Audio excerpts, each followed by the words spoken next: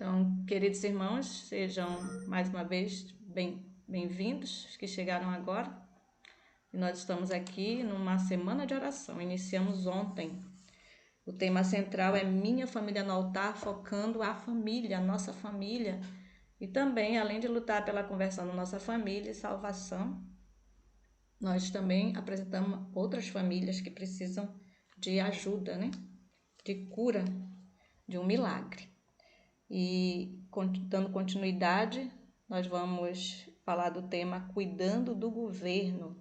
E quem está conosco para trazer essa mensagem é a irmã Kelly Costa. E eu passo a ela a palavra. Irmã Kelly, bom dia. Amém. Bom dia. Graça e paz em nome de Jesus. Amém. Paz. Bom Nós vamos com o dia. auxílio do Espírito Santo, né? Que é o ensinador de justiça, meditar na palavra de Deus. O texto para meditação foi o de Efésios, capítulo 6, e o verso 1, que diz: Filhos, sede obedientes a vossos pais, porque isto é justo. A palavra de Deus, ela deixa claro aqui, né? É uma ordem divina a todos os filhos, obedecer aos pais, porque isso é justo. É interessante que a vontade de Deus é a lei do céu. É tanto que quando oramos o Pai Nosso, nós oramos como? Seja feita a tua vontade, assim na terra, como é feita no céu. Então, a vontade de Deus é a lei do céu. E enquanto essa lei foi obedecida, toda a família de Deus, era santa e feliz. Enquanto os nossos primeiros pais obedeceram à lei de Deus, à vontade de Deus, né, que é a regra da vida, eles foram santos e felizes. E quando desobedeceram à lei de Deus, a sua vontade, foi expressa em uma ordem, né, não comer do fruto proibido, eles agora permitiram com que o pecado entrasse na família humana. Entraram a inveja, entraram o ciúme, né? A dissensão, a luta. E também os habitantes, né? Os descendentes dessa família humana, da primeira família humana, eles agora perderam a imagem de Deus. E também quando aconteceu antes disso, no caso de Satanás, quando a vontade de Deus não foi obedecida, Satanás e a terça parte dos anjos caiu. Então, nem mesmo os anjos estão seguros sem obedecer à vontade de Deus. E enquanto a lei de Deus ela foi acatada, né? Ela foi acatada, enquanto essa lei for acatada em nossos lares, a nossa família será feliz. Então, nem os anjos e nem os homens estão seguros quando desobedecem à vontade de Deus. E a vontade de Deus é expressa na sua lei, a sua palavra, né? E o que nós precisamos é buscar ao Senhor para entender qual é a sua vontade. Uma das primeiras lições que as crianças devem aprender é a obediência, né? No governo do lar, os pais são os presidentes, né? O pai, diz que a mãe é a rainha do lar. E eles devem cuidar dessa primeira lição que a criança deve aprender. Antes que a vontade se firme, antes que ela tenha juízo, digamos assim, né, idade suficiente para decidir, é a primeira lição que a criança deve aprender. É a obediência. Antes de serem... e qualquer outra lição é secundária. Essa é a primeira, né? E antes que seja idosa o suficiente para raciocinar, ela deve ser ensinada a obedecer. E a mãe é a rainha do lar. Aí vocês imaginam como que deve exercer o governo essa mãe, sendo que ela é rainha. Por que nós falamos aqui nesse primeiro momento da mãe? Porque quando a mãe ela gera um bebê, nos primeiros anos de vida, né, enquanto a criança ainda é pequenina, ainda não vai à escola, ainda não tem contato com muita gente, é ela quem fica a maior parte do tempo com essa criança. Então, a mãe, ela deve exercer o governo com sabedoria, com mansidão, buscando a orientação do Espírito Santo de Deus. Porque os filhos são súditos dessa mãe, dessa rainha. E ela deve governar a casa com sabedoria, né? Com sabedoria, com dignidade. Esse é o papel da mãe. E da sua boca deve emanar a palavra de Deus, assim como Maria, né? Ensinava Jesus. A mãe, ela tem o dever de ensinar o filho os caminhos do Senhor. E a sua vida, ela deve exemplificar a bondade, a misericórdia, a justiça de Deus. A influência da mãe é suprema, é excelsa. E a obstinação da criança manifesta nos primeiros anos de vida, né? Você percebe que ainda é um bebezinho, quando às vezes ele é contrariado em sua vontade, às vezes a criança ela ameaça bater o rosto, né, da mãe ou de algum outro adulto que contraria a sua vontade. Então a criança, como muitos pensam, não é santa. Ela já tem a inclinação para o mal. O bebê, né? Ele não é, digamos assim, perfeito. Não é santo, isento de pecado. Ele tem a inclinação para o mal. E essa vontade deve ser suprimida. Assim que manifesta a vontade, a inclinação, a obstinação para a obediência deve ser suprimida. E é impossível descrever os males, né? Quando essa vontade não essa obstinação não é suprimida, é impossível descrever os males de deixar a criança entregue a si mesma, à própria vontade. Ela vai seguir um caminho que vai ser funesto, vai trazer maldição para ela e para a sua família, né? Então, é interessante que os pais, né, não só a mãe, mas os pais tenham um governo constante. É muito ruim quando um dia a criança não pode fazer nada, né, totalmente reprimida, e outro dia ela pode fazer tudo. Ela vai ficar sem saber se ela pode ou se ela não pode fazer determinada coisa. Porque essa inconstância por parte dos pais vai gerar uma dúvida na cabeça da criança. Afinal, isso é certo ou errado? Porque ontem eu não podia, ou naquele dia eu não pude, e hoje minha mãe e meu pai não falaram nada. Então a criança começa a ficar confusa, né? Se realmente aquilo é justo, se realmente é correto, se é certo ou não, né?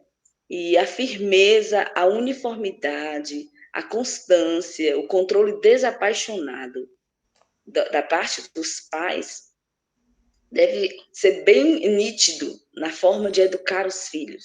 Os pais devem falar o que pretende da criança, deixar bem claras as regras, de uma forma bem tranquila, bem sensata, sem excessos. É interessante que a irmã White, ela indica que quando os pais estiverem nervosos, estiverem com raiva, estiverem irados, o ideal é que eles não castiguem a criança. O ideal é que eles disciplinem a criança quando eles tiverem domínio de si mesmos. Então, é de uma forma desapaixonada, porque quando os pais vão castigar a criança, vão educar, vão disciplinar com ira, a tendência é exagerar na disciplina, né? Então, deve ser com calma, com paciência, dizer o que pretende, com voz clara e firme. E colocar em prática o que a gente disse. Se falar assim, olha, você vai fazer isso, senão vai acontecer dessa forma. Se você falou, você deve cumprir. Porque a criança entende o que é justiça a partir do que os pais ensinam para ela o que é justo. Quando há uma transgressão, tem que haver uma disciplina, de alguma forma. Ou, se há uma situação onde deve ser também perdoada, deve ser deixada por passar, e é uma primeira vez, né, que deve ser perdoada, que deve ser anulado o castigo, então também deve ser feito dessa forma. Os pais não devem viver também na educação somente na base de ameaças, devem instruir, e depois da instrução, aí sim, vem a disciplina, né? As exigências devem ser razoáveis. Não devemos pedir dos nossos filhos algo que eles não são capazes de fazer. né? Então, com bondade, não com tola condescendência, com sábia direção, devemos ensinar os filhos, né? Para que eles possam aprender qual é a vontade de Deus. Os pais não devem ficar o tempo todo carrancudos, sisudos, e quando forem educar, quando forem corrigir, quando forem disciplinar, não devem ralhar, não devem criticar. Pelo contrário, deixar bem claro, olha, isso que você fez não é certo, dessa forma não é bom, a vontade de Deus não é essa, e usar sempre a palavra de Deus como regra, porque ela é infalível. No mundo a gente está vivendo constante mudança do que é certo, do que é errado, do que pode, não pode, mas a palavra de Deus não. Ela é eterna. Ela dura para sempre. Então devemos procurar unir, né, o coração dos filhos. Os pais devem procurar unir o coração dos filhos a ele. E por meio dos laços do amor vai ser mais fácil. O filho vai entender que aquilo não é bom, que aquilo não é justo, que aquilo não é a vontade de Deus. E duas coisas devem ser combinadas nesse processo de educação dos filhos: a autoridade e o amor. Nós vemos dois extremos em algumas situações. Os pais que são rígidos demais, que só né, ali só na base da rédea mesmo, da autoridade o tempo todo, autoritarismo, né?